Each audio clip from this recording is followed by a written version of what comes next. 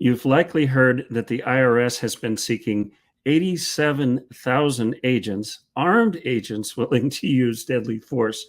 Does this feel wrong to you? Well, you're right to feel wrong, and I'm going to show you why from comments from our founders.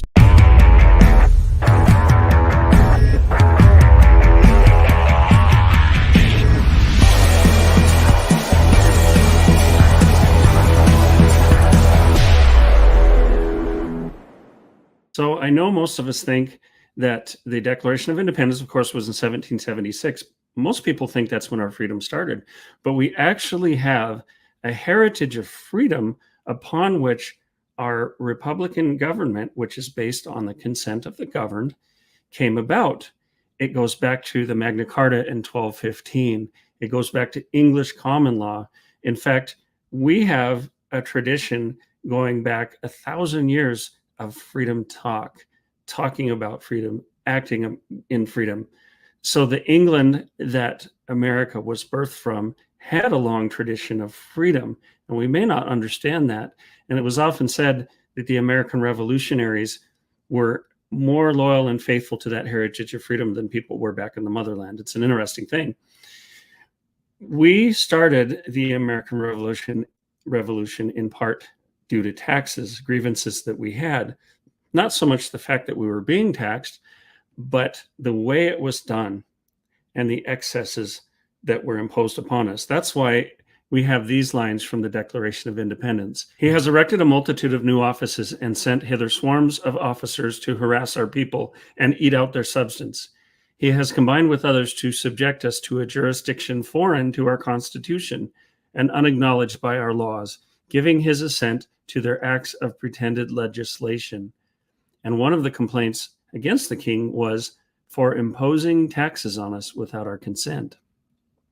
Now, the idea of consent is very important when it comes to taxes, no matter what the IRS will tell you. And I'm going to prove that in the very words of the founders of our country and in the words of the Federalist Papers upon which the Constitution was largely based. And by the way, the Federalist Papers have legal clout. They've been used in the Supreme Court to justify decisions that have come down. The founders anticipated the encroachment of tyranny and autocratic rule. They expected what we're experiencing today to happen. That's why they spoke of a duty to alter or abolish a government when it becomes destructive to our life, liberty, and happiness. And by the way, happiness is mentioned 2 times before the 3rd sentence of the Declaration of Independence.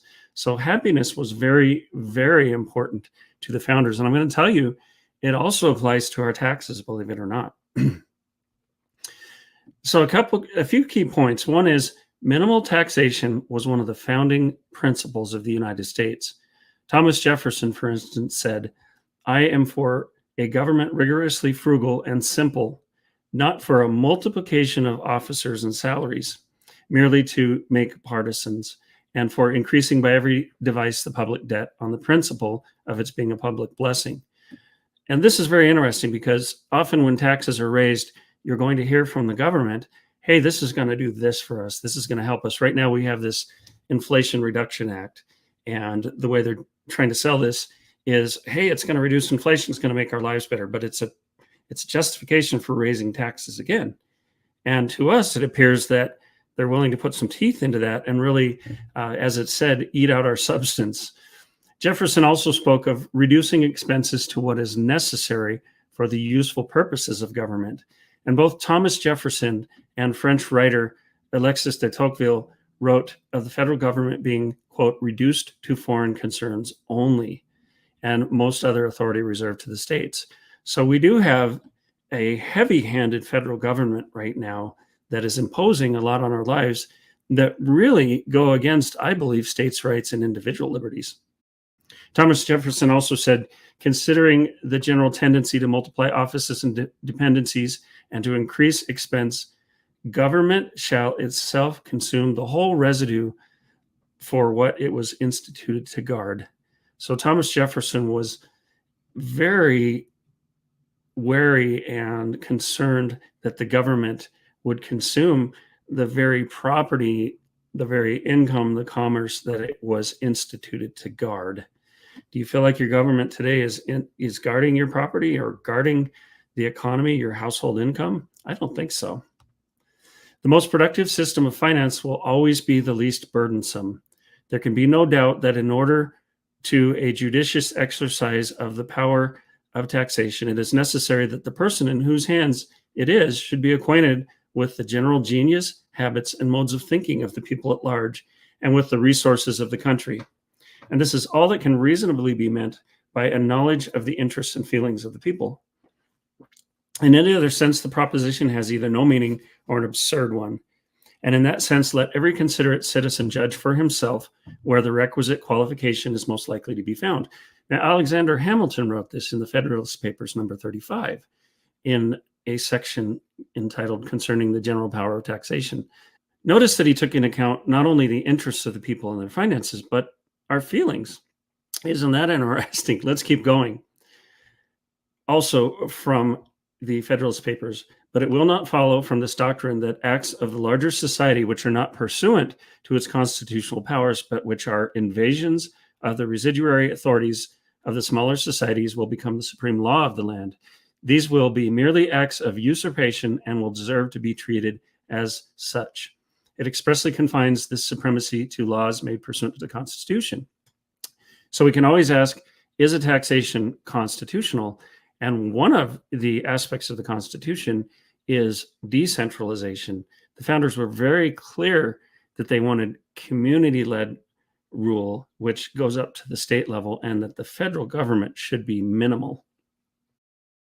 So the founders also expected the government to abuse its power. Samuel Adams, a great patriot and a rebel, he said, "The true patriot will constantly be jealous of governing men, knowing that power, especially in times of corruption, makes men wanton, that it intoxicates the mind, and unless those to whom it is entrusted are carefully watched, such is the weakness and perverseness of human nature that they will be apt to domineer over the people instead of governing them." How does it feel today? Do you feel like it's a time of corruption? I think it's obvious that it is, and that we're seeing a government that's trying to domineer over us, which started with the lockdowns and virtual house arrests. Adams spoke of the danger of people becoming, quote, so accustomed to arbitrary and unconstitutional taxes as to pay them without discontent. And then no minister will ever think of taking them off, but will rather be encouraged to add others. So Samuel Adams put out this idea that we have to be discontented with taxes that we do not agree with, that we think are unconstitutional. Now, the Normans, as you might know, invaded England in 1066 and took over England for a time and lorded it over the Angles and the Saxons. The Normans relied on the active collaboration of the few and the passive acquiescence of many. Does that sound familiar? That the few will actively collaborate and the majority will be passive. This is something that the elite, that the rulers are counting on. However, John Hampden said prior to his death in 1643, what an English king has no right to demand, the English subject has a right to refuse. So we have had this sense that the elite, starting with the Normans who came over from Normandy in France, had this elitism that they were going to lord it over the people and rule them. But we have this heritage going back to England and even previous times, Germanic tribes that eventually moved into England and Celtic tribes, this heritage of freedom and resistance to tyranny. And that's our heritage. Let's keep going. Anglosphere's political model is beginning to look like anyone else's, like that of the Mings or the Mongols or the Ottomans or the Incas or any other group who, once in a position to expropriate their citizens with force of law, do so at will. What the 19th century French philosopher Frédéric Bastiat called legal plunder. This is from a great book called Inventing Freedom. And it's a great read if you get your hands on it. I'm going to have some more quotes from this book in a moment. Another point is that the people are expected to monitor and correct abuses. You heard that right. We, the people, are expected to monitor taxation, the power of the government, and correct the abuses ourselves. And we have more power than you might think. Thomas Jefferson said, What country can preserve its liberties if its rulers are not warned from time to time that the people preserve the spirit of resistance? And again, that spirit of resistance goes way back hundreds of years, even before the Declaration of Independence, and it is part of our freedom heritage. Every member, he said, of Congress and every man of any mind in the Union should be able to comprehend the finances of the Union, to investigate abuses, and consequently to control them. And this wasn't just Congress, this was the people. Thomas Jefferson also said, whenever our affairs go obviously wrong, the good sense of the people will interpose and set them to rights. So Thomas Jefferson, like other founders, had this trust or this confidence that we, the people, if things really got out of hand, we would set it to rights. This is not insurrection. This is our duty. And even if the government, the Department of Justice calls it insurrection, it's not only our right, it's something that we're expected to do. It's written into the very fabric of the founding of this country. Taxes are levied without popular consent. Power is shifting from local, provincial, or state level to national capitals, and from elected representatives to standing bureaucracies. State spending has grown to a level that earlier Anglosphere populations would have regarded as a cause for popular results, says Hannon. What is the Anglosphere? The Anglosphere is simply the English-speaking world. And of course, that started out as European people of European descent, but it also includes now people from India, people from all over the world that speak English, that have taken on this heritage of freedom and liberty, that we are not to be under anyone's heel, that we have a certain amount of personal autonomy. If we're afraid to stand up for our basic rights because we're afraid of our government, then clearly our government has overstepped its bounds. We should be motivated by the pursuit of happiness, by a government that's supportive of our rights, not put in fear of them. It should be happiness and freedom that prevent revolt and revolution, not fear and force.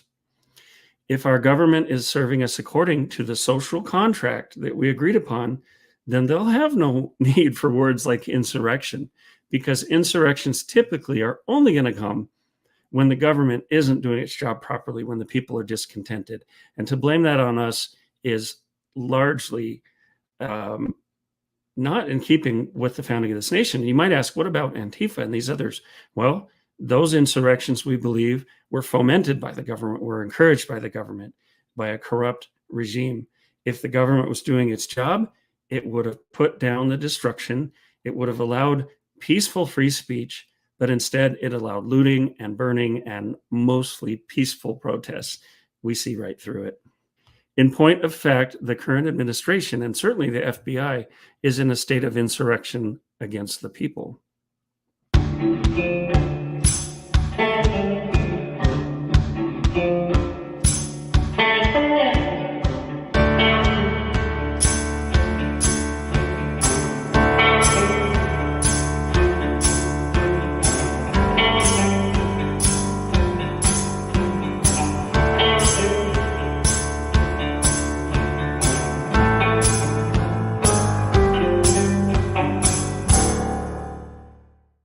Thomas Jefferson said, nor will any degree of power in the hands of government prevent insurrections.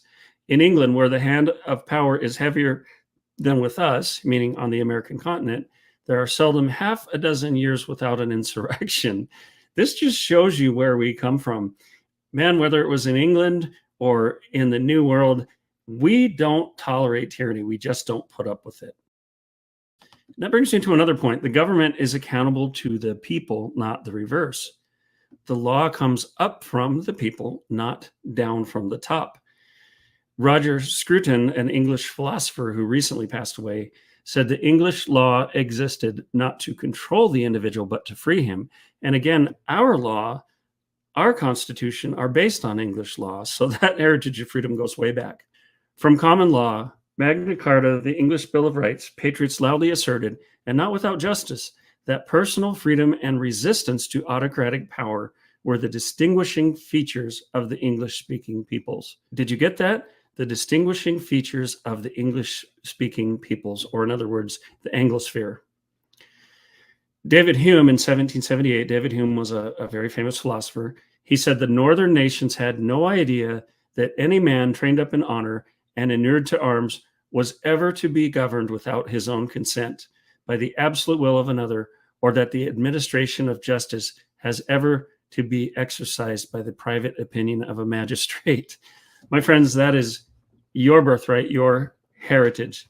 And it started in those northern European nations, but now it belongs to the world. Anyone who believes in liberty is part of the American dream. People came here from all countries, all colors, all backgrounds, all religions to seek that freedom, and we must hold fast to it. Everything beyond this must be left to the prudence and firmness of the people, who, as they will hold the scales in their own hands, it is to be hoped will always take care to preserve the constitutional equilibrium between the general and the state governments. Upon this ground, which is evidently the true one, it will not be difficult to obviate the objections which have been made to an indefinite power of taxation in the United States. Did you catch that? We hold the scales in our hands. I'll tell you what, we've lost a sense of this, and certainly the current administration doesn't want you to see this. But we, the people, are in charge. They work for us. We don't work for them. I am persuaded that the sense of the people, the extreme hazard of provoking the resentments of the state governments, and a conviction of the utility and necessity of local administrations for local purposes would be a complete barrier against the oppressive federal use of such a power. Both of these are from Alexander Hamilton, who incidentally, the left and the Democrats like to quote a lot, but I don't think they like that part about the people having the power. Here is the idea of government by contract. The notion that rulers and ruled are bound by a specific agreement, and that if the ruler breaks his part of the bargain, the deal is off. Yes, it very much is an agreement by consent. And by that consent, yes, we do understand that it's necessary to pay taxes for things like national defense and road building. However, we can pull back that consent if the other party betrays or breaks that social contract. Alexander Hamilton also said in the Federalist Papers, number 31, a government ought to contain in itself every power requisite to the full accomplishment of the objects committed to its care. Who commits this to their care? It's the people. And to the complete execution of the trusts for which it is responsible. Again, trusts can be broken. Free from every other control but a regard to the public good and to the sense of the people. We talk again about the good of the people, the sense of the people, even the feelings of the people. If the government breaks that contract, we can break the contract with them. Listen to this from Alexander Hamilton. If the federal government should overpass the just bounds of its authority and make a tyrannical use of its powers, the peoples whose creature it is must appeal to the standard they have formed and take such measures to redress the injury done to the Constitution as the exigency may suggest and prudence justify. The propriety of a law in constitutional light must always be determined by the nature of the powers upon which it was founded. Alexander Hamilton called the federal government the creature of the people, basically, the people whose creature it is. Isn't that fascinating? Do we live that today? Do we feel like our government is in subjection to us, that it's really listening to us, that it's the creature of the people? I think not. I think the government thinks that they own us and they can tell us what to do. Now, I want to shift to a point here because there is a balance between liberty and virtue. And this is something that's inherent in our nature. And that's why it said only a virtuous people can be free. If we are a virtuous people, we will agree that just taxation is lawful and warranted for the common defense and care of the Union. Yet that agreement must be balanced by that spirit of liberty, that heritage of freedom that is in our very DNA. We have a duty to be vigilant, to guard against any government that oversteps its bounds and thereby usurps the social contract by which we've loaned it our power. Samuel Adams said, while the people are virtuous, they cannot be subdued. But once they lose their virtue, they will be ready to surrender their liberties to the first external or internal invader. Isn't that interesting? Virtue is actually a strength of our nation. And by that virtue, we can be trusted not only to be largely self-governing, but to tell the government, you are out of bounds. And we literally can tell our government what to do. Think about it. That's what the founders of this country did. They got tired of England trampling on their rights. And it wasn't because England was a terrible autocratic tyranny. England had a constitution. We used the law to protest against what they were doing. And in the end, they were abusing their own constitution and our rights so much that we decided to separate. We decided to form our own constitution and our own union. And we have the right to do that at any time if a long train of abuses and usurpations happens. Now, I want to leave you with something. This is a great quote from Samuel Adams, and I think a lot of you will identify with this right now. In 1775, when British General Gage tried to intimidate him, Samuel Adams sent this message back. I trust I have long since made peace with the King of Kings. No personal consideration shall induce me to abandon the righteous cause of my country. Tell Governor Gage it is the advice of Samuel Adams to him no longer to insult the feelings of an exasperated people. I say that to this government and this administration. Stop insulting the feelings of an exasperated people, or you will find that the people will rise up. And call it insurrection, call it whatever you want. It's not an insurrection. But no power on earth can stop people from living and claiming that heritage of freedom. We are not going to give up our liberty to anyone.